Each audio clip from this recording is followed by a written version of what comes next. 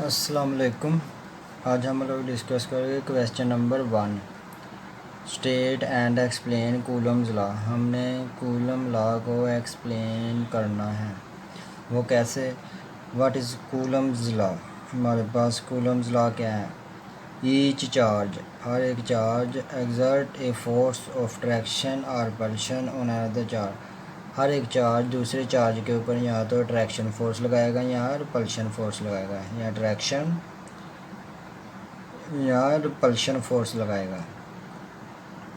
उसके बाद कूलम साहब ने हमें इसकी क्वांटिटेटिव नेचर के बारे में बताया, ठीक है ना। किसके बारे में? क्वांटिटेटिव नेचर के बारे में बताया।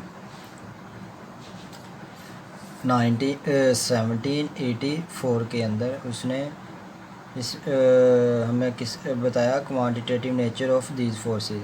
ये जो फोर्स हैं एक चार्ज दूसरे चार्ज के ऊपर लगाएगा, इसकी क्वांटिटेटिव नेचर को एक्सप्लेन किया 1784 के अंदर कूलम ने।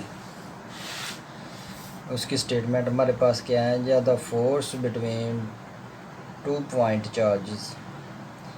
हमारे पास 2 पॉइंट चार्जेस हो गए, उनके दरमियान जो फोर्स होगी उसका डायरेक्ट रिलेशन होगा product of magnitude of charge के मैग्नीट्यूड।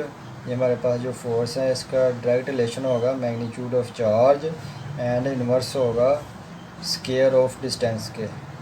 क्या होगा? फोर्स का इन्वर्स रिलेशन होगा स्क्वायर ऑफ डिस्टेंस। किसके? Square of distance. जब दोनों इक्वेशन को हम कंबाइन करेंगे तो हमारे पास आ जाएगा F cross Q1 Q2 over R square. F is equal to K Q1 Q2 over R square, ठीक है ना। ये आ गया चार्ज के साथ डायरेक्ट रिलेशन है, डिस्टेंस के साथ इन्वर्स, स्क्वायर ऑफ डिस्टेंस के साथ इन्वर्स रिलेशन। के हमारे पास कांस्टेंट है जिसे हम कहते हैं इलेक्ट्रोस्टैटिक कांस्टेंट। क्या कहते हैं? Electrostatic constant. इसकी के की वैल्यू, हमारे पास जो के की वैल्यू होती है ये मीडियम के ऊपर डिपेंड करेगी, नेचर ऑफ मीडियम। चार्जेस के दरमियान जो भी मीडियम होगा, चाहे हमारे पास फ्री है, वैक्यूम है या एयर है, ठीक है ना, उसके ऊपर डिपेंड करेगी। एक जो हमारे पास उनके यूनिट हो गए सिस्टम के, उनके ऊपर डिपेंड करेगी। या हमारे पास फ्री स्पेस होगा मीडियम चार्जेस के दरमियान, तो के की वैल्यू होगी 1/4 पाई E0। 1/4 पाई E0 की जगह आ जाएगा 8.85 × 10⁻⁻12 फॉर फ्री स्पेस। तो फाइनल आंसर हमारे पास आ जाएगा इसका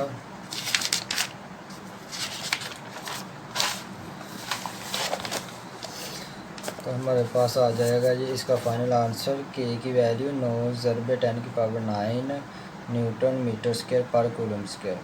तो हमारे पास फोर्स बन जाएगी 1/4 pi E0 Q1 Q2 over R square. अब इसको वेक्टर फॉर्म में हमने डिस्कस करना है। जो हमारे पास कूलम फोर्स होती हैं वो एक म्यूचुअल फोर्स होती हैं। कौन सी फोर्स होती है? Mutual force. मीन्स अगर एक दूसरे ऑब्जेक्ट के ऊपर फोर्स लगाएगा तो दूसरा उसके ऊपर अपोजिट डायरेक्शन में फोर्स लगाएगा, इसे हम कहते हैं म्यूचुअल फोर्स। क्या कहते हैं इसे? Mutual force. ये हमारे पास रिलेशन फोर्स 1 का 2 ऑब्जेक्ट के ऊपर 1/4 pi E0 Q1 Q2 over R square R1 2 unit vector. 1 के चार्जेस की सेकंड चार्जेस के ऊपर फोर्स, ये हमारे पास उसकी डायरेक्शन क्या होगी? आउटवर्ड होगी। इसी तरह सेकंड की फर्स्ट के ऊपर डायरेक्शन मैग्नीट्यूड में इक्वल है, लेकिन डायरेक्शन में इसकी डायरेक्शन इस तरफ है, इसकी डायरेक्शन इस तरफ है, तो एक दूसरे के ऑपोजिट होगी, ठीक है। म्यूचुअल फोर्स का भी यही मतलब है। फोर्स 1 की 2 के ऊपर, इसी तरह 2 की 1 के ऊपर हमारे पास ये आ जाएगी रिलेशन। इसी तरह हमारे पास जो R12 इक्वल होता है -R21, ठीक है। इसकी जो हमारे पास यूनिट वेक्टर है डायरेक्शन, इसकी और इसकी एक दूसरे के क्या है? इन्वर्स रिलेशन है, ऑपोजिट डायरेक्शन में है। तो हमारे पास क्या हो जाएगा? नेगेटिव का साइन इसमें आ जाएगा, R12 is equal to -R21, क्योंकि इनकी डायरेक्शन ऑपोजिट है जो हमारे पास फोर्स लग रही है। तो हमारे पास फाइनल रिजल्ट क्या आ जाएगा?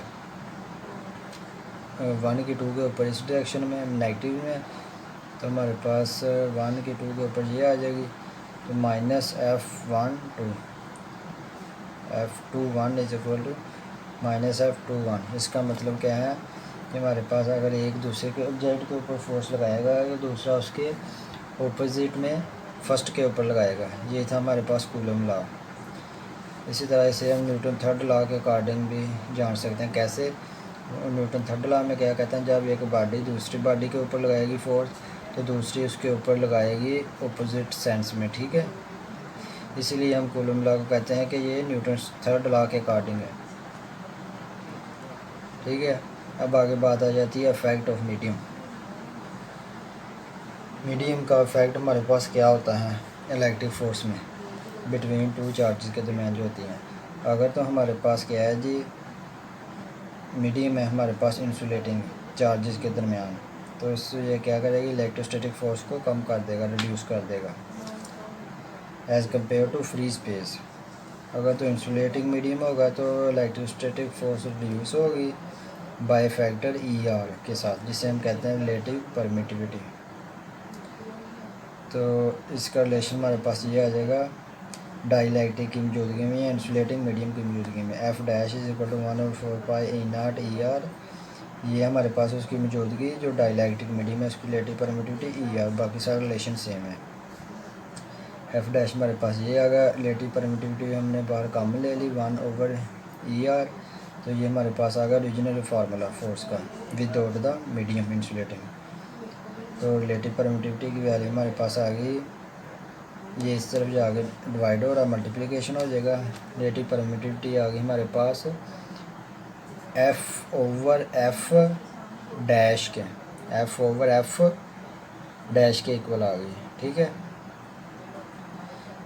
F हमारे पास आ गया relative permittivity F' means F greater than होगा F' से। हमारे पास ओरिजिनल विदाउट द मीडियम होगी, फोर्स वो ज़्यादा होगी। जब हमारे पास कोई मीडियम आ जाएगा इंसुलेटिंग तो फोर्स कम हो जाएगी, इसका मतलब ये है, ठीक है। इसी तरह हमारे पास फॉर वैक्यूम के लिए या फ्री स्पेस के लिए इसकी वैल्यू होती है 1 केकल ER की। इसी तरह हमारे पास एयर के लिए इसकी वैल्यू होती है 1.0006 जब मीडियम एयर होगा। तो ये हमारे पास इसका आ गया फार्मूला रिलेटिव परमिटिविटी का F/F', ठीक है। यहाँ तक देख ले, अगर किसी को समझ नहीं आई तो कमेंट बॉक्स में लाजमी पूछना है। एक दफ़ा फिर हम लोग रिवीजन कर लेते हैं। कूलम लॉ ने दो चार्जेस के दरमियान फोर्सेस के बारे में बताया। पॉइंट चार्जेस थे, यहाँ तो उनके दरमियान रिपल्शन फोर्स हो गई, यहाँ अट्रैक्शन फोर्स हो गई, जिसको उसने क्वांटिटेटिवली एक्सप्लेन किया 1784 के अंदर। उसके बाद ये स्टेटमेंट है उसकी कि force between two point charges, दोनों चार्जेस के दरमियान जो फोर्स होगी उनका डायरेक्ट रिलेशन होगा मैग्नीट्यूड के साथ और product of magnitude of charge, और इन्वर्स होगा स्केयर ऑफ डिस्टेंस के। इसको कंबाइन कर लिया तो हमारे पास ये फार्मूला आ गया। अब के की वैल्यू हमारे पास क्या है, के की वैल्यू हमारे पास यहाँ तो नेचर ऑफ मीडियम के ऊपर डिपेंड करेगी, जो मीडियम होगा चार्जेस के दरमियान, एंड सिस्टम ऑफ यूनिट के ऊपर डिपेंड करेगी। के की वैल्यू 1/4πE0 होगी जब मीडियम हमारे पास होगा फ्री स्पेस या वैक्यूम, तो हमारे पास इसकी के की वैल्यू आ जाएगी कि 9 × 10⁹ न्यूटन मीटर स्क्वायर पर कूलम स्क्वायर, ठीक है। ये आ गई के की वैल्यू। तो हमारे पास फोर्स बन गई 1/4πE0 या Q1 Q2/r², इस तरह वेक्टर फॉर्म में। ये हमारे पास टू चार्जेस Q1 और Q2, ये Q1 Q2 के ऊपर फोर्स लगा रहा है इस डायरेक्शन में, तो फोर्स हमारे पास ये आ गई 1 की 2 के ऊपर। इसी तरह हमारे पास ये चार्ज 2 है, ये 1 है, इसमें हमारे पास 2 लगा रहा है 1 के ऊपर, तो 2 लगाएगा 1 के ऊपर। इसकी डायरेक्शन इस तरफ है, इसकी डायरेक्शन इस तरफ है। इसका मतलब है जो हमारे पास कूलम फोर्स है वो क्या है जी, म्यूचुअल फोर्स। दोनों की मैग्नीट्यूड तो सेम है लेकिन डायरेक्शन के लिहाज से अपोजिट सेंस में है, ठीक है। F12 हमारे पास ये आ गया रिलेशन। इसी तरह F21 ये आ गया। जब इनके यूनिट वेक्टर की वैल्यू निकालेंगे तो हमारे पास नेगेटिव के साइन का फ़र्क आएगा, तो वो हमारे पास इसीलिए इन दोनों में अपोजिट सेंस आएगी फोर्स की, डायरेक्शन के लिहाज से अपोजिट होगी, मैग्नीट्यूड के लिहाज से इक्वल हो गए, इसीलिए हम इसे कहते हैं कि ये न्यूटन थर्ड लॉ के अकॉर्डिंग है। उसमें हमारे पास ऐसे हैं ऑपोजिट सेंस में हमारे पास डायरेक्शन होती है फोर्स की, लेकिन मैग्नीट्यूड के लिहाज से इक्वल होती हैं। उसके बाद मीडियम का इफेक्ट क्या होता है? अगर तो हमारे पास मीडियम होगा वैक्यूम या फ्री स्पेस, तो उसमें हमारे पास फार्मूला था हमारे पास ये वाला, ठीक है ना, वैक्यूम या फ्री स्पेस के लिए। इसी तरह अगर हम मीडियम इस्तेमाल करते हैं इंसुलेटिंग मीडियम, तो उसमें हमारे पास एक नया फैक्टर आ जाएगा रिलेटिव परमिटिविटी। क्या फैक्टर आ जाएगा? Relative permittivity. जब हमारे पास मीडियम इंसुलेटिंग होगा तो उसकी वैल्यू हमारे पास उस मीडियम के लिए होगी रिलेटिव परमिटिविटी। ये हमारे पास फोर्स एफ डैश जब हमारे पास चार्जेस के दरमियान जो मीडियम है वो इंसुलेटिंग कोई मीडियम है, ठीक है, फर्ज किया एयर है हमारे पास, तो इसका फार्मूला हमारे पास आ गया 1/4 E0 Q1 Q2 over R square, 1/ER bar common आ गया। ये हमारे पास ओरिजिनल फार्मूला आ गया फोर्स का, ये एफ आ गया। ये हमारे पास आ गया ER रिलेटिव परमिटिविटी हमारे पास आ गई, ये डिवाइड हो रहा है उधर जाकर मल्टीप्लिकेशन हो जाएगा, हमारे पास जो वैल्यू आ जाएगी रिलेटिव परमिटिविटी की, रिलेटिव परमिटिविटी की ये वैल्यू हमारे पास आ जाएगी। ये हमारे पास क्या है जी, F is equal to ER F dash, इसका मतलब है F ज़्यादा है F डैश से। जो हमारे पास without the insulating medium force ज़्यादा थी चार्जेस के दरमियान में, लेकिन क्या किया जब हमने इंसुलेटिंग मटीरियल रखा तो हमारे पास फोर्स कम हो गई, ठीक है ना, ओरिजिनल ज़्यादा है लेकिन मीडियम के साथ इंसुलेटिंग के साथ फोर्स कम हो गई। अगर तो हमारे पास वैक्यूम होगा या फ्री स्पेस होगी तो उसमें हमारे पास के लिए ER की वैल्यू हमेशा 1 होगी।